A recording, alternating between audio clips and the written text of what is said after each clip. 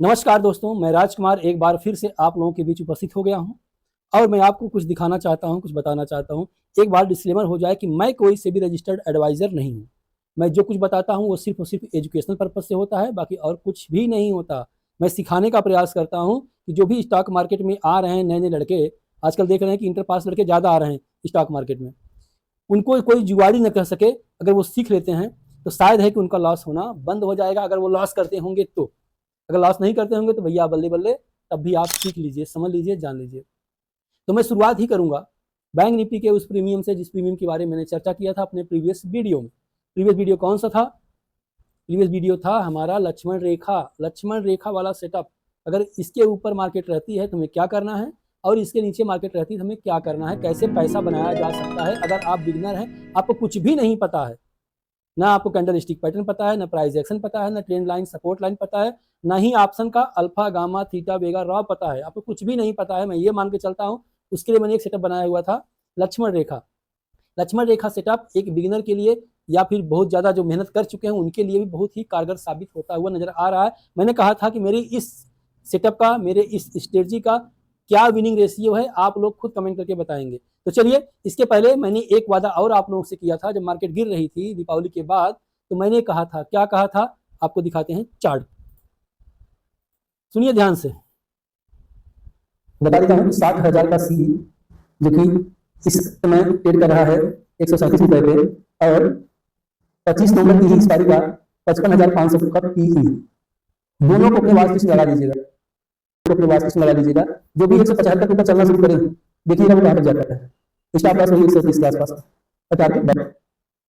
चलिए, ये हो गया हमारा सेटअप जो मैंने बताया था कि ये प्रीमियम का चार्ट आप लगा लीजिएगा। उसके बाद आपको क्या करना है, कैसे करना है, वो सारा सेटअप मैंने बताया था किसमें, बैंक निफ्टी के प्रीमियम के चार्ट में।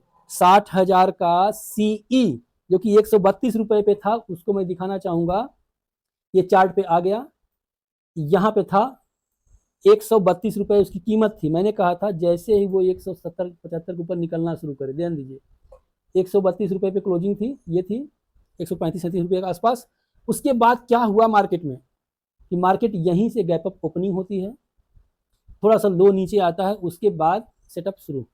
अब यहाँ से हमें क्या दिखाई पड़ता है कि भैया हो, जो हम कल सिखाए थे, याद है आपको कि नहीं याद है?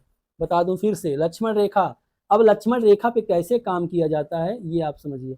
मैंने कहा था कि इस लक्ष्मण रेखा यानी 20 मूविंग एवरेज के ऊपर कोई भी ग्रीन कैंडल खड़ी हो जाए, टाइम फ्रेम 15 मिनट, ध्यान से देखिए, मैंने कहा था चाहे 10 मिनट लगाइए चाहे 15, 10 मिनट लगा के दिखा देता हूं आपको। ये देखिए, हमें इसके ऊपर ट्रेड नहीं करना है, हमें ट्रेड करना है एक रेड कैंडल का। एक रेड कैंडल मिल जाए बस। उसके बाद टारगेट मैंने कहा था 1 के अनुपात में 1.5 गुने का, 2 गुने का।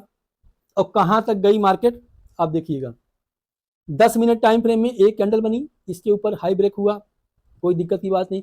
जैसे ही इसका रेड कैंडल बनी, हमें रेड कैंडल का इंतजार था, जैसे ही रेड कैंडल बनी हमने क्या किया, 1 के अनुपात में इसका हाई मार्क कर लिया ऐसे, इसका लो मार्क कर लिया ऐसे, ये हमारा स्टॉप लॉस हो गया। अब देखिए, 164 रुपए के आसपास हमारा स्टॉप लॉस था, 178 रुपए के आसपास हमारी बाइंग बनती थी हमारे इस सेटअप के हिसाब से। बाकी मैंने जो प्रीमियम का चार्ट बताया था वो तो अलग गेम था कि कैसे 170 के ऊपर निकले तो बाय कर लेना है, 130 का स्टॉप लॉस लगाना है। उसको सीखना है तो 1 नवंबर से नई बैच शुरू होने वाली है, सीख लीजिएगा। बिना चार्ट देखे भी आप ट्रेड कर सकते हैं, वो भी प्रॉफिटेबल ट्रेड। तो यहाँ पे देखेंगे कि जैसे इसका हाई ब्रेक हुआ हमारी एंट्री हो गई।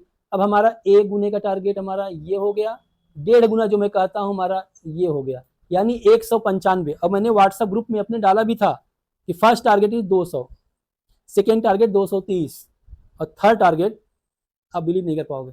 चलिए, वो तो पर्सनल व्हाट्सएप ग्रुप का मैटर है।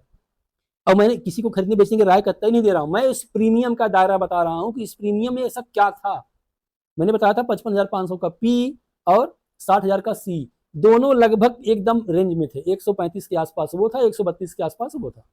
तो इस प्रीमियम ऐसा क्या हुआ एकाएक, मैंने कहा था ना, काल भी बन सकता है, पूरी बन सकता है, अलर्ट रहिएगा। और मैंने सी होल्ड भी किया था, मैंने उस वीडियो में बताया भी था कि मेरा सी होल्ड है, ये तो वीडियो उठा के देख लीजिए। उस वीडियो में काफी प्यार आप लोगों का मिला है, इसलिए मैं दिल से आपका शुक्रगुजार हूं। आप लोग कमेंट कीजिएगा, बाकी अपने दोस्तों में भी शेयर कर लीजिएगा। बाकी सीखने के लिए मैंने क्या कहा कि यहाँ पे हमारी एंट्री बन गई, एंट्री बनते ही स्टॉप लॉस छोटा सा 1.5 गुने का टारगेट ये रहा और 2 गुने का टारगेट ये रहा 206। अब मैं 2 गुने के टारगेट में दिया था कि 200 आए तो निकल जाइएगा एक बार और फिर मौका मिले तो एंट्री कीजिए, नहीं तो अगला टारगेट हमारा 230। ये देखिए 230, ये 221 आ गया, सॉरी। फिर मार्केट नीचे आई, फिर यहाँ से ऊपर गई, हाई लगा कितने का 234 का। सेकेंड टारगेट अचीव हो गया है। अब भी स्टेट को मैंने होल्ड किया हुआ है क्योंकि मुझे 100-200 पॉइंट नहीं चाहिए प्रीमियम का, मुझे तो ऑल टाइम हाई दिखाई पड़ रहा है ना नवंबर में, और ये नवंबर की एक्सपायरी का है, न कि अक्टूबर की एक्सपायरी का। कल है एक्सपायरी, हो सकता है मार्केट ऊपर नीचे उठा पटक मचाए, हमसे उसे मतलब नहीं है, लेकिन मैं होल्ड करूंगा, मैं होल्ड करूंगा। आप लोगों की मर्जी, आप लोग जाने। बाकी सीखना है अगर वास्तव में क्या होता है प्राइस एक्शन, क्या होता है कैंडल स्टिक पैटर्न, क्या होता है इनका समावेश, क्या होता है ऑर्डर ब्लॉक, क्या होता है बुलिश ऑर्डर ब्लॉक, क्या होता है बेरिश ऑर्डर ब्लॉक, ये सब समझना है ना। कहाँ पे लोग डर रहे हैं ना मार्केट गिर रही है, आप बाइंग कर लीजिए। ये कहाँ बाइंग करना है ये सीखना है, समझना है, तो ज्वाइन जरूर कीजिएगा। बगैर ज्वाइन किए, बगैर मेंटर मिले। अच्छा बताइए, यूट्यूब पे सारी वीडियो पड़ी हुई ना, दिल का ऑपरेशन करने का भी, हार्ट का ऑपरेशन करने का भी यूट्यूब पे वीडियो पड़ा हुआ है। क्या उसको देख के आप हार्ट का ऑपरेशन कर सकते हो? नहीं। बगैर गुरु के, बगैर किसी मेंटर के, बगैर किसी सिखाने वाले टीचर के। अच्छा बताइए, यूट्यूब पे सारा A to Z, LKG से लेके UKG 1 2 3 4 5 6 जितने भी क्लास होते हैं सबका वीडियो पड़ा हुआ है ना। बच्चा क्यों नहीं सीख पाता? क्यों उसे जाना पड़ता है स्कूल, क्यों जाना पड़ता है उसे कोचिंग? वजह होती है, अरे भाई सबका चलता है इसी से, इसलिए वजह बनती है। जैसे आजकल गांव में मैं देख रहा हूँ, देखिए थोड़ा सा पर्सनली बात हो जाए, मैं गांव में देख रहा हूँ कि इसमें 13वीं, जो कभी किसी इंसान के यहाँ डेथ हो जाती है, 13वीं का बहुत तेजी से उठान हो रहा है। लोग कहते हैं श्रद्धांजलि दे देंगे, खत्म हो जाएगा।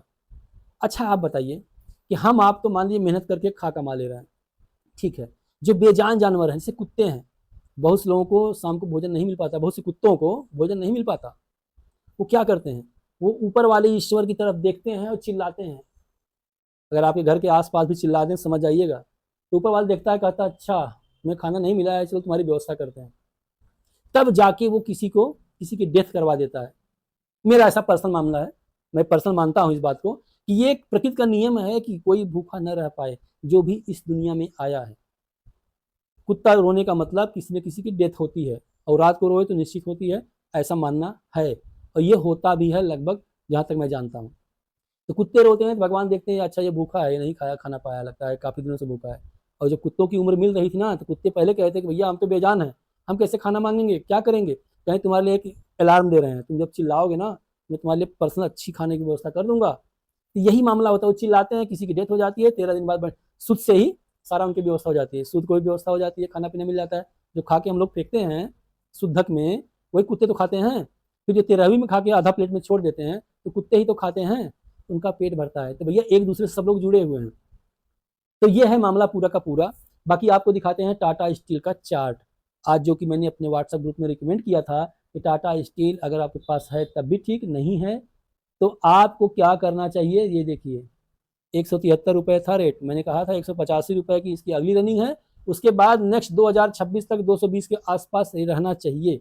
ऐसा मेरा price action candle stick pattern, जो भी मैं कुछ मानता हूँ ऐसा बता रहा है। तो इसका चार्ट लगाते हैं, ये देखिए 176 रुपया 70 पैसा, टाइम फ्रेम को कर देते हैं डेली का, जबकि ये इसकी क्लोजिंग थी 174 रुपये के आसपास।